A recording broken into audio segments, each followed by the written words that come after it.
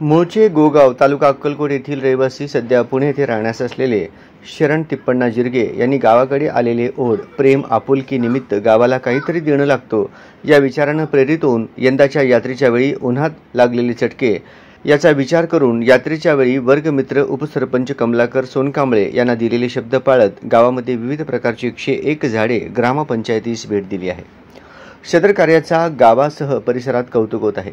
विविध प्रकारचे झाडे हे आरोग्य उपकेंद्र, जिल्हा परिषद शाळा, डॉक्टर बाबासाहेब आंबेडकर नगर शाळेपासून गावापर्यंत झाडे लावण्यात आले।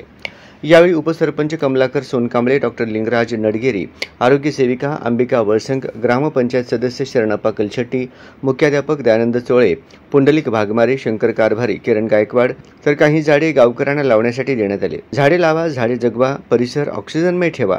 उन्हाळ्यामध्ये उन्हाच्या चटक्यापासून बचाव करायचा असेल तर प्रत्येकाने एक झाड लावून त्याची पालन पोषण करावे, असे आवाहन उपसरपंच कमलाकर सोनकांबळे यांनी केले आहे।